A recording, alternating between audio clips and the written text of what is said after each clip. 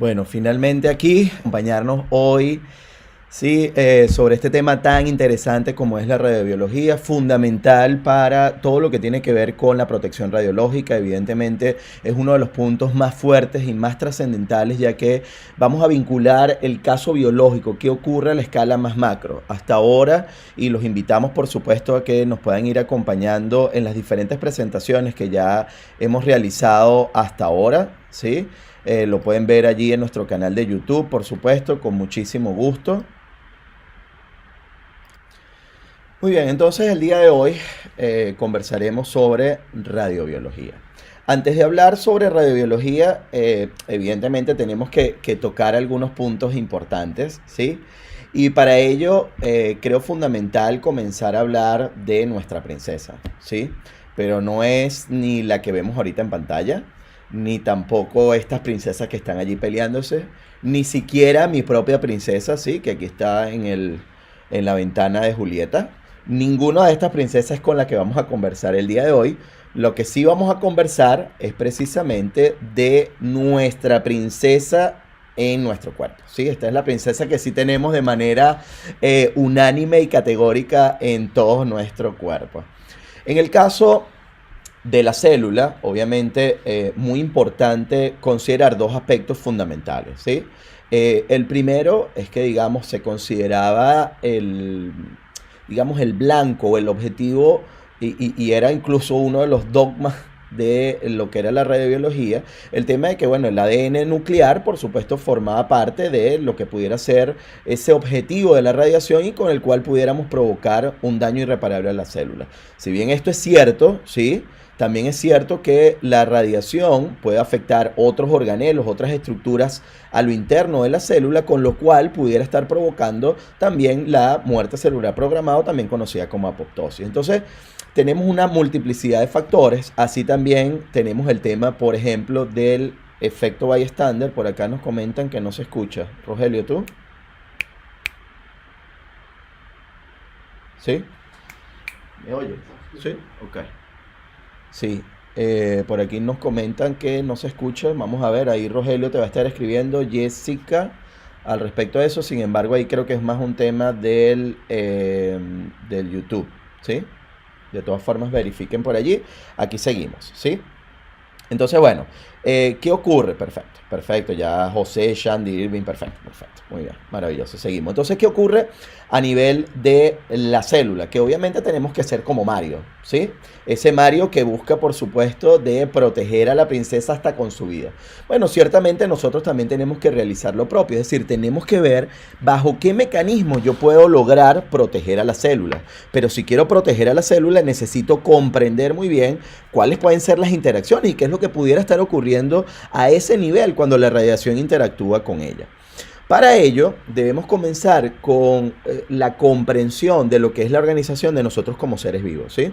Evidentemente, nosotros somos individuos, estamos conformados por sistemas, obviamente estos sistemas por órganos, ellos por tejidos, estos a su vez por células y por supuesto por estructuras subcelulares, ellas a moléculas y por supuesto los átomos.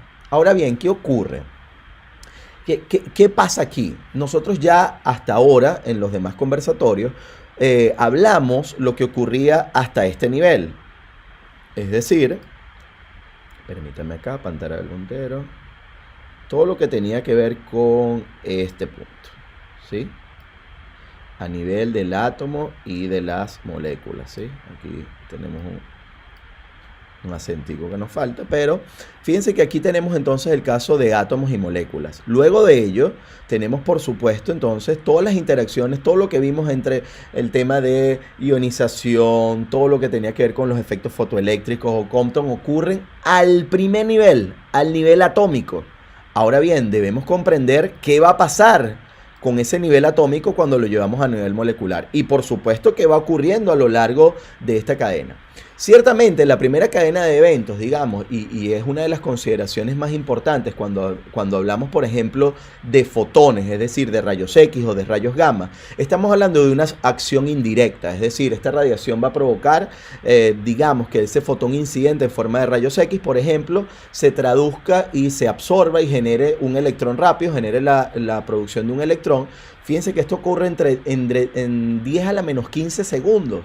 Y fíjense que desde que el electrón rápido produce un radical ion, este a su vez un radical libre, genera cambios químicos, estamos entre 10 a la menos 15 y 10 a la menos 5 segundos.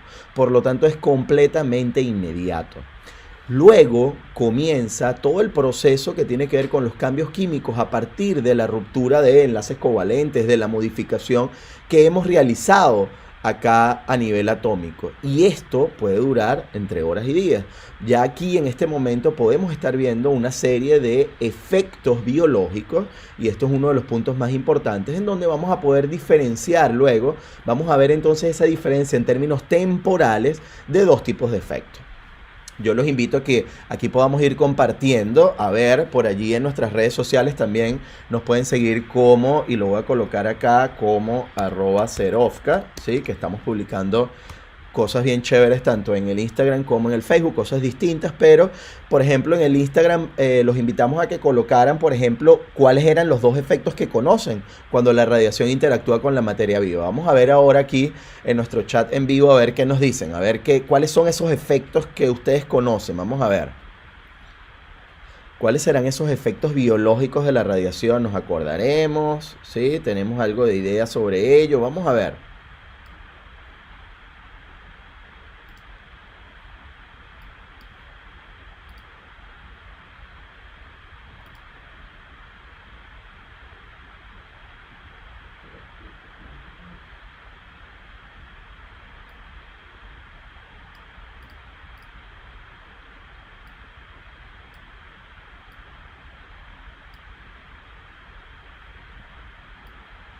Ok, y aquí tenemos estocásticos determinísticos, por aquí alguien con estocásticos, vamos a ver. Estocásticos y no estocásticos, probabilísticos y determinísticos, vamos a ver. Les pregunto yo, vamos a ver si recordamos, ¿alguien de ustedes sabrá cuál es el otro nombre que tienen los efectos determinísticos? Vamos a ver.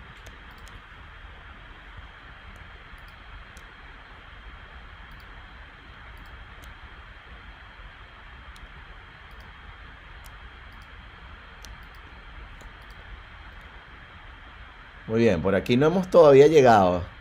Los directos e indirectos no. Bueno, ya lo vamos a ver, ya lo vamos a ver.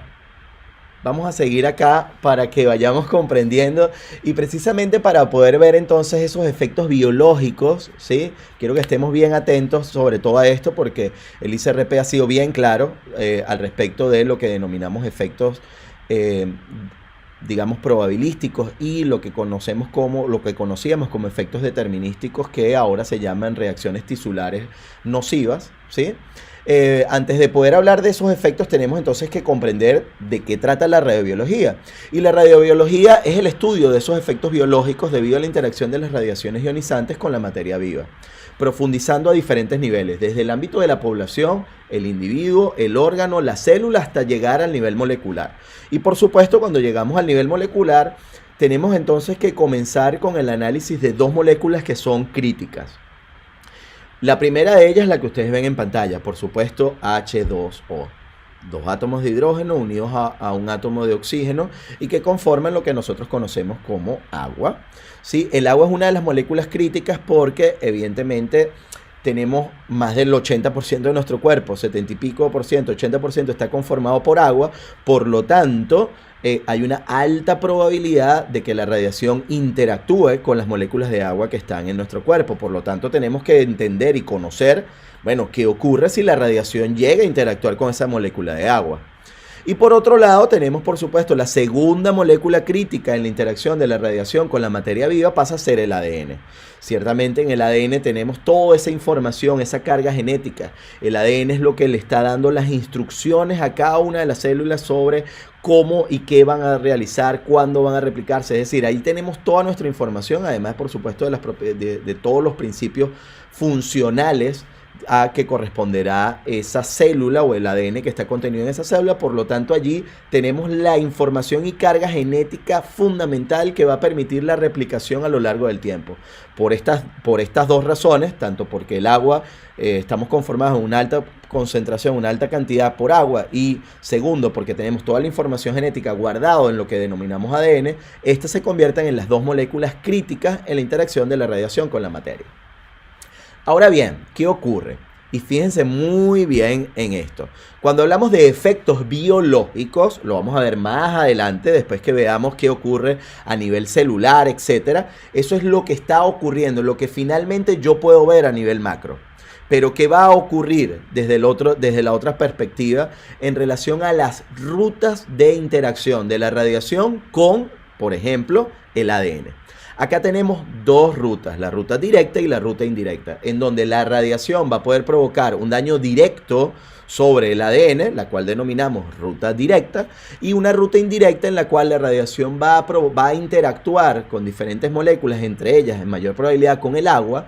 Aquí vamos a poder provocar un radical libre, y este radical libre ahora es quien va a generar un daño a nivel de la molécula de ADN. Por esta razón, es decir, ya que la radiación llegó, interactuó, produjo un radical libre, y este radical es quien va a interactuar y afectar a la molécula de ADN, es que la denominamos la ruta indirecta en relación a la radiación con el daño a nivel molecular.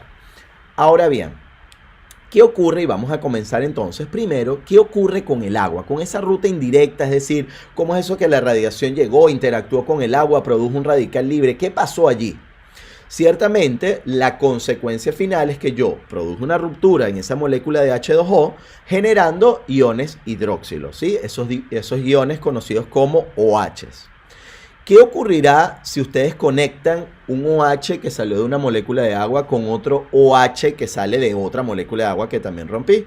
¿Qué ocurre cuando se consiguen esos dos iones hidróxilos? ¿Qué forman ese OH más OH? Vamos a ver. Vamos a ver qué nos dicen por acá.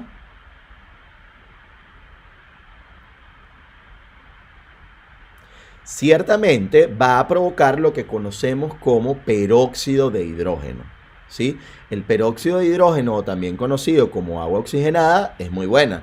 Para las chicas que se realizan el tinte en el cabello, etcétera, o para quienes nos cortamos jugando lo que sea, fútbol, obviamente es perfecto, ¿sí? En manera externa. Pero a manera interna es complicado porque generamos a nivel celular, a nivel más macro, en el caso celular, estamos colocando un ambiente que no es el más apto para el intercambio de iones y al intercambio de nutrientes entre el medio intercelular, ¿sí? Con respecto a lo que sería la célula. Pero también a nivel molecular, ese peróxido de hidrógeno va a poder, esos iones hidróxilos van a poder también atacar a las moléculas de ADN, ¿sí? Provocando entonces daños en lo que nosotros conocemos como la ruta indirecta, en la cual la radiación interactúa con el ADN. En este caso, se produce entonces, en el caso del agua, se produce lo que conocemos como radiólisis o la ionización de la molécula de agua. No voy a entrar en detalle acá, ya que esto es parte del curso, digamos, más avanzado en términos de radiología, pero lo que sí es importante es la conexión entre lo que serían esos iones hidróxilos provocando lo que es el peróxido de hidrógeno. Ahora bien, ¿qué ocurre? Entonces, ya vimos cómo la radiación puede interactuar con la molécula de agua provocando iones hidróxilos, y estos combinados provocar un ambiente que no es apto, no es propicio para el intercambio de nutrientes entre el celular y su medio externo. Y por otro lado también tenemos que parte de esos radicales libres y esos electroncitos que vimos por allí en medio de la radiólisis del agua pudieran llegar a provocar un daño a nivel del ADN. Pero ¿qué pasa con el ADN? ¿Cómo está estructurado el ADN? El ADN está ubicado evidentemente a nivel de nuestros cromosomas, ¿sí? Y por eso les quisimos traer una especie de zoom de lo que sería esa macromolécula de ADN, en la cual evidentemente lo tenemos ubicado dentro de lo que es el núcleo de la célula. Sin embargo, también sabemos que tenemos ADN mitocondrial, pero lo importante acá es ¿Qué ocurre? Fíjense, y aquí una de las primeras particularidades del ADN, que además a mí de verdad me llama muchísimo la atención y siempre me ha interesado. Yo de verdad les tengo que admitir que lo que es medicina nuclear y radiobiología creo que son mis dos áreas como las más apasionantes, ¿no? Lo primero que vemos en el caso de ADN es que las bases nitrogenadas, ¿sí? Esos nucleótidos que ustedes allí conocen, esas bases nucleotídicas como son el caso de la guanina, la citosina, la adenina y la timina, estas bases nucleotídicas van a mezclarse, van a poderse combinar, pero esa combinación, fíjense que pasa también por hacer un análisis. Si ustedes se dan cuenta, tanto la guanina como la adenina tienen una estructura de doble anillo, muy distinta a la estructura de un solo anillo que tienen la citosina y la timina. Por lo tanto, incluso dentro del ADN pareciera, ¿sí?, que tenemos un área que pudiera estar más robusta, que pudiera ser incluso más radioresistente que un área en la cual yo pudiera tener un solo anillo y que al retirar parte de la información o interactuar la radiación con esta base nucleotídica pudiera generar un daño de manera más inmediata.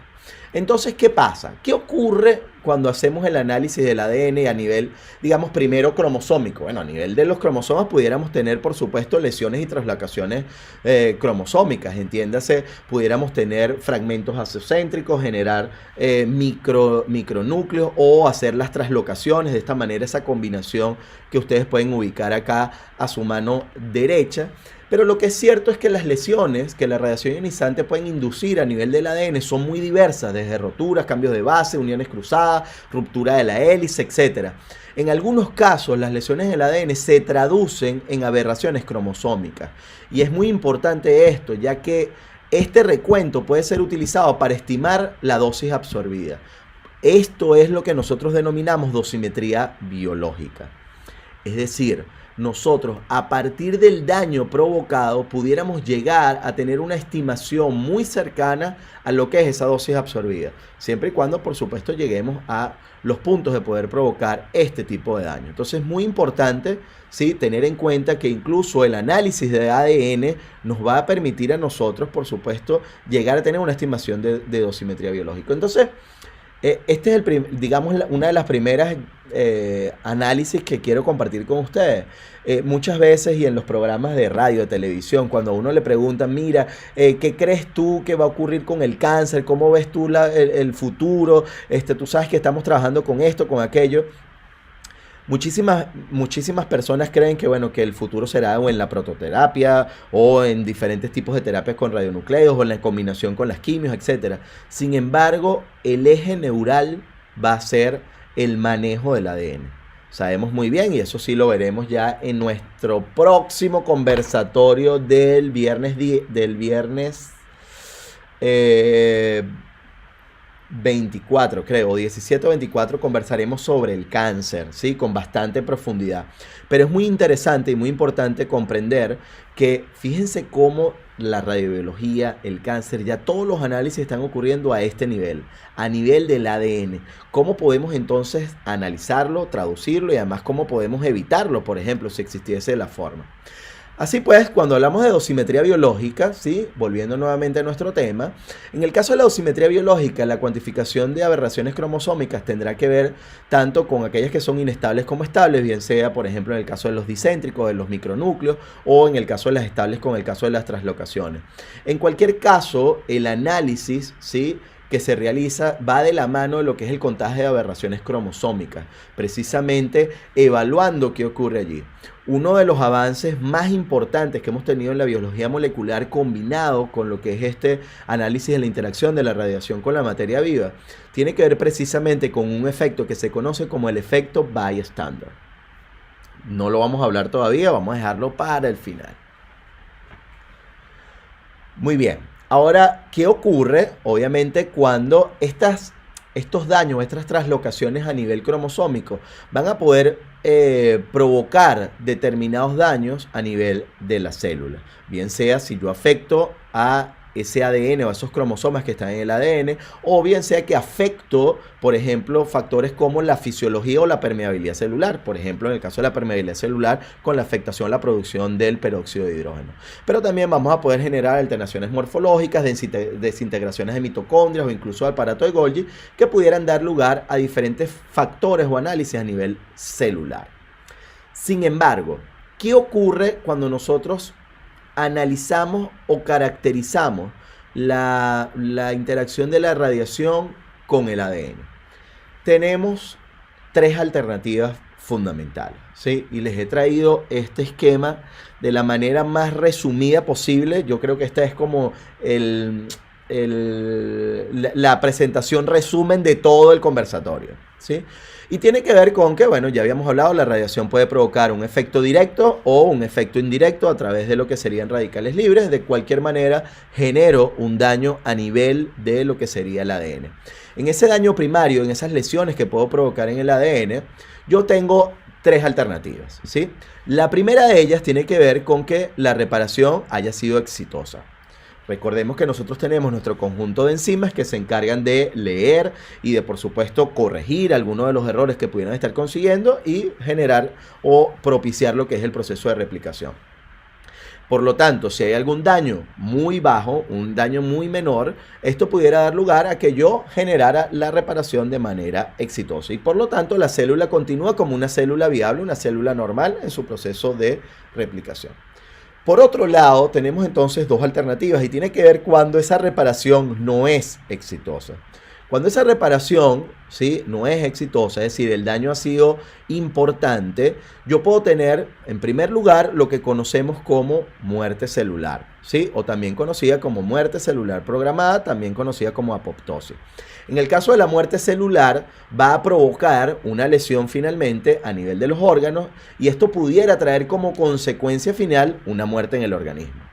En el caso de la muerte celular, fíjense bien qué ocurre. Yo estoy dañando esa cadena de ADN, generé una ruptura en las dos hélices, hice la pérdida de algunas bases nitrogenadas, generé un daño tan irreversible que ese ADN no va a poder continuar en su proceso de replicación y por consiguiente la célula va a morir.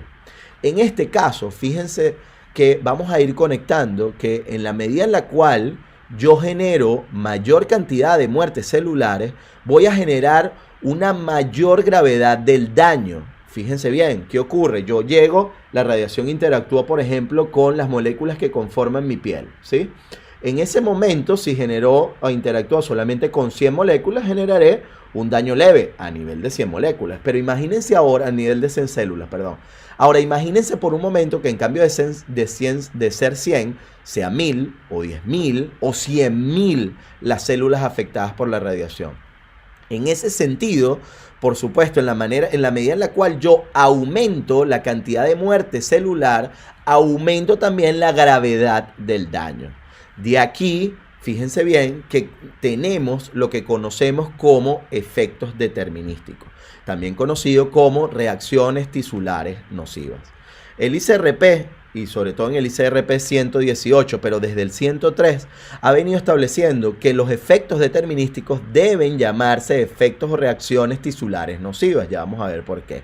Sin embargo, conociendo y entendiendo la razón de que a nivel mundial en la palabra efectos determinísticos ha calado y ha sido comprendida y se ha estructurado en función de un umbral dosis, se ha mantenido como este nombre, o se puede mantener como este nombre, pero su nombre técnico real, hablado desde el ICRP 103, son reacciones tisulares nocivas. Bien interesante porque estoy seguro que, bueno, muchísimos de ustedes tal vez no lo conocían. Sin embargo, bueno, ya hemos aprendido una nueva terminología que ya tiene tiempo, por supuesto, a nivel mundial. Sin embargo, no es muy común su uso y su difusión, ¿sí?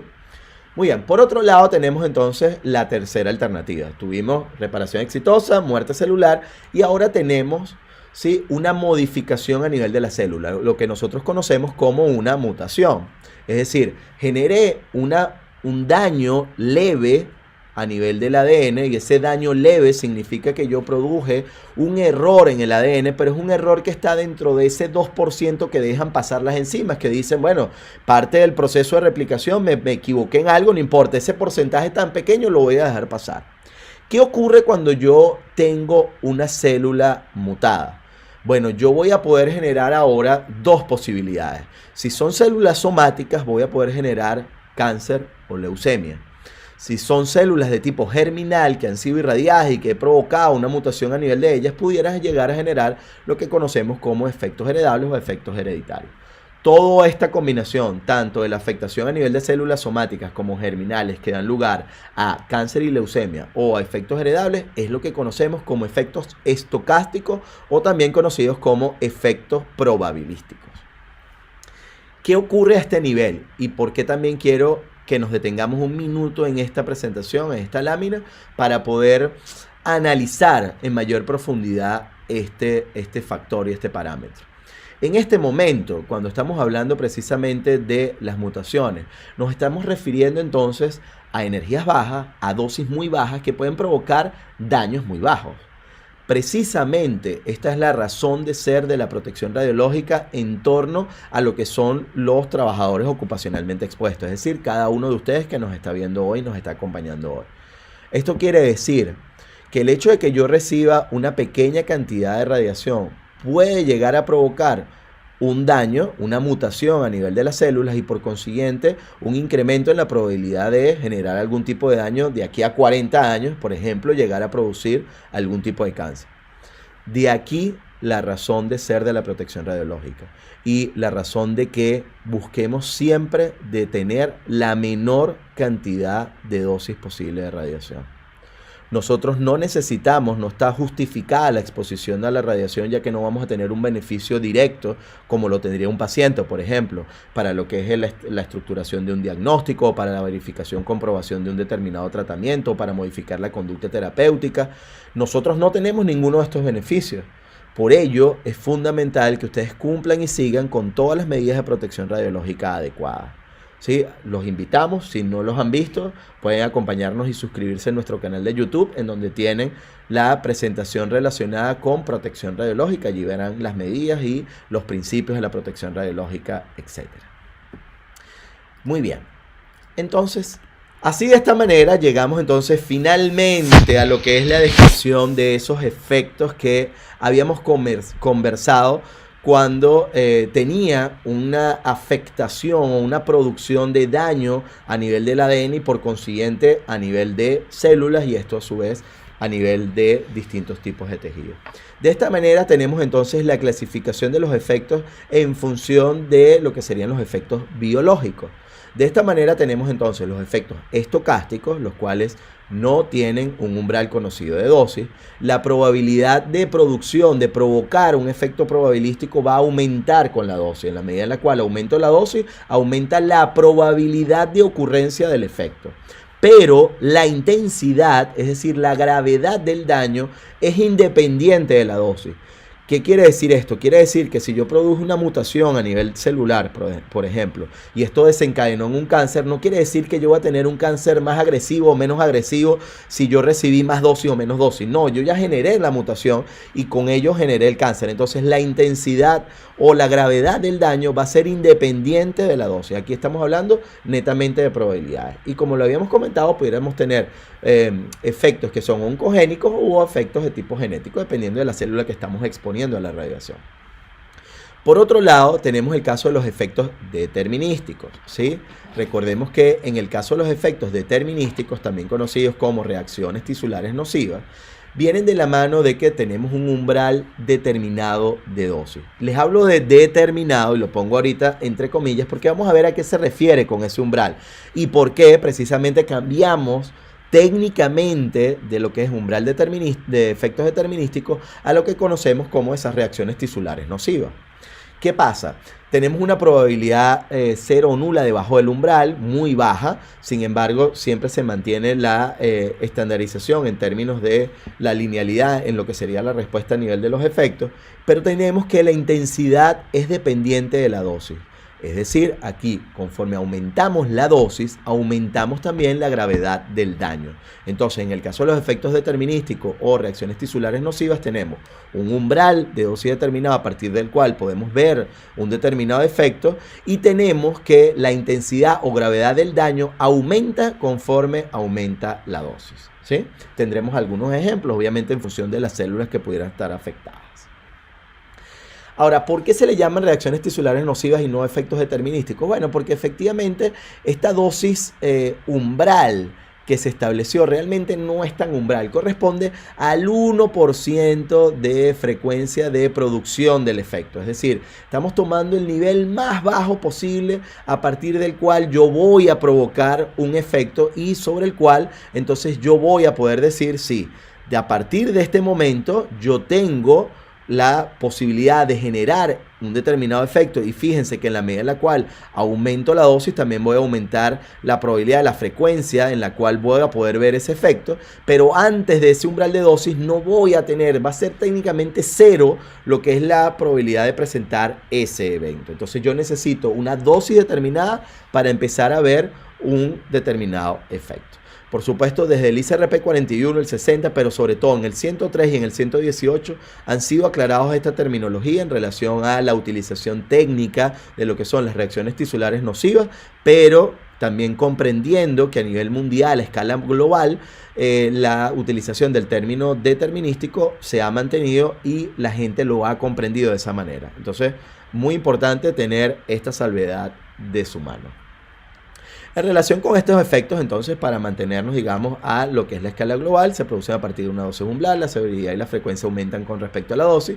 Tendríamos una gráfica algo como esto, ¿sí? Una gráfica de este sentido, en donde a partir de este umbral de dosis es que vamos a poder ver un determinado efecto. Y en la medida en la cual aumentamos, ¿sí?, esa dosis, por supuesto, pasaremos primero de un eritema temporal a uno permanente, a la alopecia temporal, después a la alopecia permanente, y así vamos, evidentemente, hasta llegar a etapas más complicadas en donde pudiéramos llegar incluso hasta la necrosis, ¿sí?, siendo el efecto obviamente más severo la muerte. Fundamental e importante, ¿sí?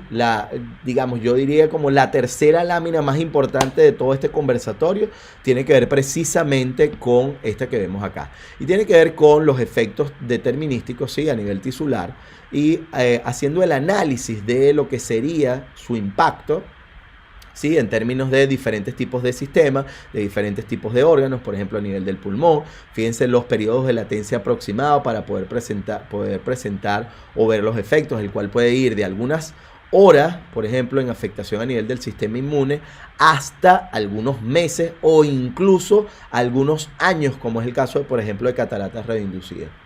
En algunos casos me ha ocurrido, ¿sí?, que uno va a hablar sobre protección radiológica, los médicos radiólogos están de la mano, los cardiólogos, los técnicos o licenciados en imágenes, las enfermeras, todo el mundo está de la mano, pero sale, por ejemplo, y sin ánimos obviamente de generalizar, ha salido, por ejemplo, algún traumatólogo y me ha dicho: yo tengo 30 años trabajando sin usar lente plomado y a mí nunca me ha pasado nada. Así que yo no entiendo por qué ese tema de la protección radiológica y por qué ustedes se mortifican tanto.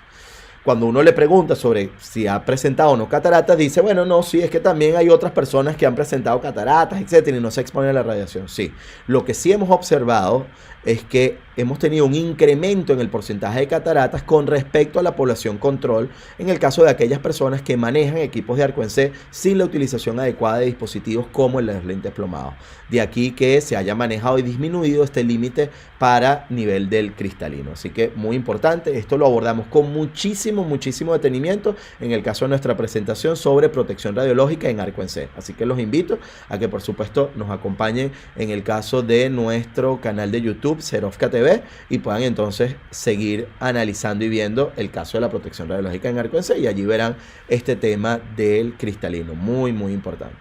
Obviamente tenemos diferentes tipos de efectos determinísticos que pueden ir desde la cavidad oral, osteoradionecrosis, por supuesto la podemos ver a todos los niveles, ¿sí?, incluso a nivel radiográfico. También podemos ver, ¿sí?, más de osteoradionecrosis, alopecias también podemos identificar, por ejemplo, en el caso en la cual hemos podido observar algunos efectos, no solamente a nivel de accidentes que ocurren con fuentes industriales o con el caso de las bombas de Hiroshima y Nagasaki, sino también con accidentes que han ocurrido en la práctica médica, ¿sí? Por ejemplo, en el caso de tomografía. Por allí también tenemos en nuestra descripción, en uno de nuestros videos de protección radiológica en tomografía, el caso de los accidentes muy particulares donde pudimos observar efectos determinísticos. De igual forma, como les comenté, el tema de algunos casos de alopecia, también el caso, por ejemplo, de procedimientos de intervencionismo, sin importar el país en el cual nos encontremos, desde Estados Unidos hasta Europa, pasando por Asia, América Latina, todos tenemos posibilidades de llegar a presentar efectos determinísticos en nosotros como trabajadores ocupacionalmente expuestos, porque exponemos alguna zona del cuerpo, en especial, por ejemplo, en el caso de los cirujanos, el dorso de la mano, ¿sí? O en nuestros pacientes, en mayor probabilidad, obviamente lo vamos a ver en nuestros pacientes porque sobre ellos radica o exponemos lo que es el haz de radiación primario, donde podemos ver o estar viendo entonces obviamente la mayor cantidad de afectación posible, ¿sí? Lo podemos ver a todos los niveles en términos de cardiología o de radiología intervencionista, podemos ver estos efectos, incluso en el caso de los trabajadores ocupacionalmente expuestos y en los primeros momentos, por ejemplo, como fue en el caso de Brasil, en el caso latinoamericano, uno de los primeros casos reportados a nivel de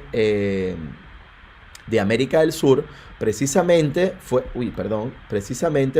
el caso que les traigo por acá, ¿sí? En 1971. Recordemos que en los inicios de la radiología, obviamente, los médicos tenían que soportar a los pacientes, tomarlos, mientras se realizaba la exposición a la radiación, y por supuesto las manos quedaban expuestas de manera continua, paciente a paciente, con la radiación de tipo ionizante. También tenemos efectos, por ejemplo, somáticos que hemos podido identificar en el caso de accidentes como el caso de Guyana, etcétera, diferentes accidentes que han ocurrido a nivel mundial y que están reportados por el Organismo Internacional de Energía Atómica. Estos accidentes los abordaremos en un próximo conversatorio, ¿sí? Que por allí lo tenemos ya planteado para agosto, así que se los haremos conocer en el momento adecuado. Y finalmente tenemos entonces lo que conocemos como efectos estocásticos. En el caso de los efectos estocásticos, ¿qué ocurre? En el caso de los efectos estocásticos, vamos a tener, por supuesto, lo que les comparto acá. Vamos a ver si me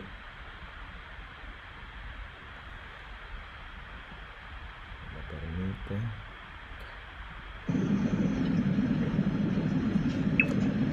Muy bien. ¿Qué vemos acá? Tenemos un grupo de células a su mano izquierda que están creciendo de manera normal, y tenemos otro grupo de células que está a su mano derecha que empiezan a crecer descontrolada y aceleradamente, ¿sí? De esta manera tenemos las células normales y lo que es la producción del cáncer. El cáncer es una enfermedad multifactorial, ¿sí? Se ha tratado de simplificar lo más posible, sin embargo es imposible llevarlo solamente a una escala genética o a una escala de hábitos alimenticios o a una escala de calidad de vida, etcétera. Sabemos que es una enfermedad multifactorial, depende de múltiples factores para poderse desarrollar. Lo que sí es cierto es que, sin importar el tipo de cáncer, lo que sí sabemos y lo que es el común denominador es que a escala celular lo que tenemos es una falta en el control del crecimiento de las células. Es decir, comienza un crecimiento acelerado de estas células, descontrolado, y empiezan a competir esas células con el resto de las células normales en la adquisición, en ese tomar los nutrientes. ¿Y cómo hacen esa toma de nutrientes? Evidentemente necesitan mayor vascularización, por lo tanto comienzan a proveerse de todos esos procesos de vascularización y de manera consecutiva comienzan a robarle nutrientes a lo que serían las células normales. De esta manera comienza lo que denominamos un tumor. Ese tumor benigno, en la medida en la cual rompe la barrera basal, comienza entonces lo que denominamos el tumor maligno. Y una vez que esas celulitas comienzan a replicarse y migran a través del torrente sanguíneo y van a otra ubicación, es lo que conocemos finalmente como metástasis, ¿sí? Aquí les hago un muy gran resumen del tema del cáncer. Obviamente lo abordaremos con muchísimo mayor nivel de detalle en un próximo conversatorio que espero que nos sigan acompañando.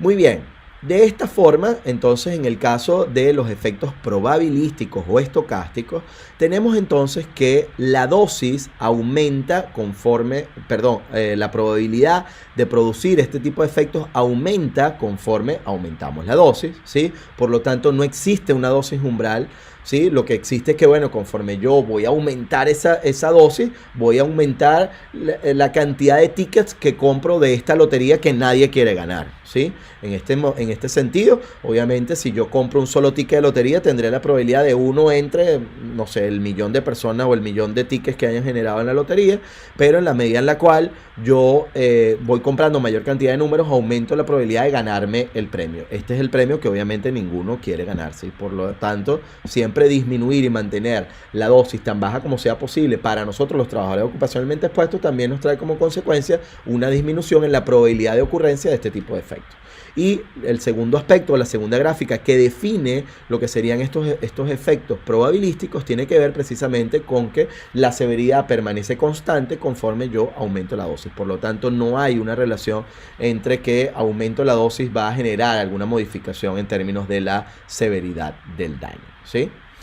De esta manera, y ya cerrando la presentación de la tarde de hoy, yo sabía que no íbamos, bueno, aunque creo que vamos a buen tiempo, sí, porque empezamos un poquito tarde por el tema de la configuración acá con las diferentes plataformas, pero bueno, súper contento de que nos estén acompañando por acá, tanto por el Facebook como por YouTube, de verdad que bueno, súper agradecido con todos, sí, sé que el enorme esfuerzo que trae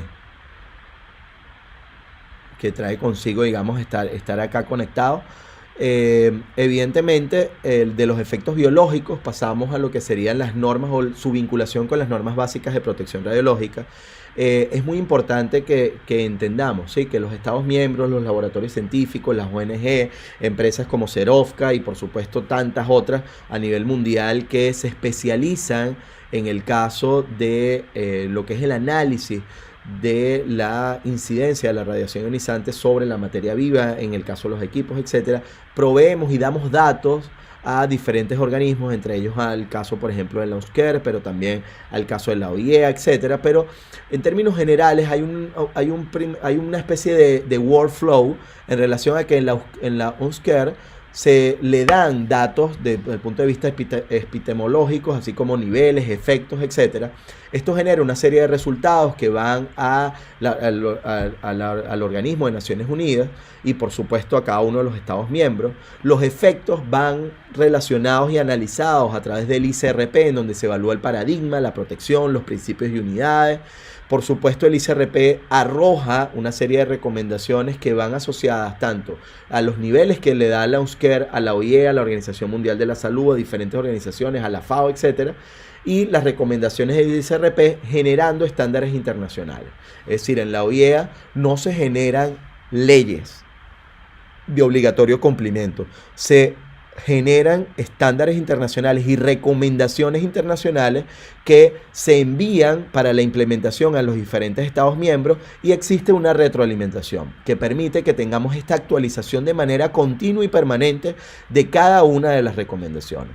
Esto es muy importante en la comprensión porque muchas veces me dicen, oye, mira, lo que pasa es que en mi país el límite de dosis sigue siendo 150 milisievert a nivel de cristalino. Entonces, bueno, a mí qué me importa que yo haya tenido ya 50 milisievert a nivel de cristalino si yo hice una valoración, por ejemplo, con dosimetría. ¿Qué importa? Si igual yo no superé los 150 que dice la ley, aquí no pasa nada.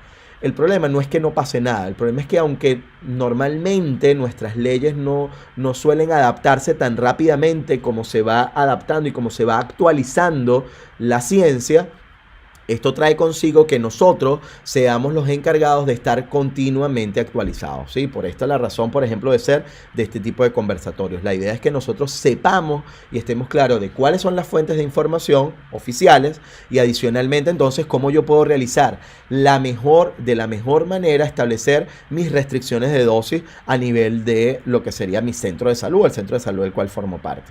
Obviamente siempre alineado con los estándares internacionales de manera tal de estar lo más actualizado posible. Así tenemos entonces el resumen de efectos de la radiación ionizante, ¿sí? He querido traer, digamos, como para que tengamos una referencia, una noción en términos de escala de lo que sería el límite de dosis de público, que sabemos que es de 1 milisievert al año. Tenemos una dosis de fondo promedio a nivel mundial alrededor de 2,4 milisievert por año, ¿sí? También conocida como radiación natural de fondo. Tenemos nuestro límite de dosis como trabajadores, que es de 20 milisievert al año, ¿sí? Y sabemos también que tenemos un efecto para la salud no detectable que es de 100 milisievert. Tenemos, digamos, esas tres medidas en ese primer momento.